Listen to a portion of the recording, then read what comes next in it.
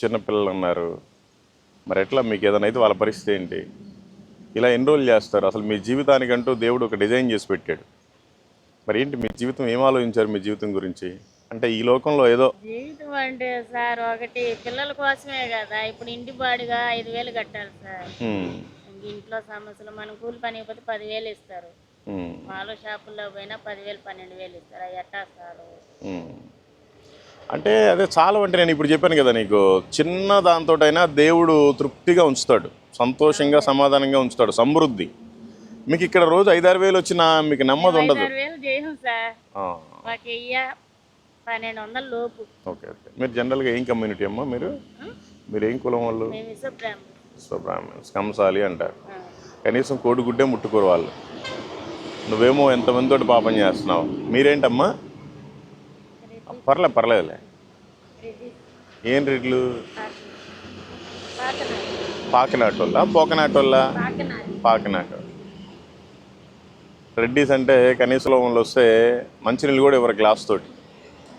అలాంటిది ఎవరు వచ్చినా సరే ఇప్పుడు నువ్వు వాళ్ళతోటి తప్పు చేస్తున్నావు. ఒకసారి ఆలోచించుకోండి. దేవుడు మనల్ని చాలా ఉన్నతంగా తయారు చేశాడు. మన బ్రతుకు ఇంత హీనమా? మరీ రోడ్డు పక్కన కూర్చొని ఎవడు పడితే వాడు వచ్చి 300 రూపాయలు ఇస్తే వాడితో పాటు మనం తప్పు చేసేంత హీన స్థితిలోకి వెళ్ళిపోయామా? మనకంటూ ఒక వాల్యూ ఉంది కదా, ఎందుకు మరి దాన్ని తగ్గించుకుంటున్నారు? ఇప్పుడు మీ భర్త మిమ్మల్ని వదిలేశాడమ్మా, ఓకే, ఆయనకేదో నచ్చలేదు, సరే మీకేదో నచ్చలేదు, ఏదో ప్రాబ్లం ఉంది, మీరు ఇంకొక మంచి అతను చూసి పెళ్లి చేసుకోండి.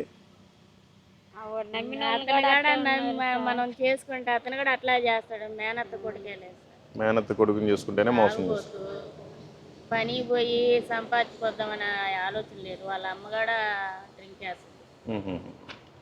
ఏది మీ ఆయన వాళ్ళ అమ్మగారు కూడా? Okay okay. సరే మరి ఏంటి, ఎప్పుడు వదిలిపెడతారు ఈ వర్క్ని? వదిలి పెడతాం. అంటే ఏదో నేనేదో చెప్పేసి వెళ్ళిపోయాను. మీకు అసలు యేసు ప్రభు గురించి తెలుసా? మీరు ఎప్పుడు దాని మీద దృష్టి పెట్టలేదు కదా. ఆయన చాలా మంచి దేవుడు అమ్మా.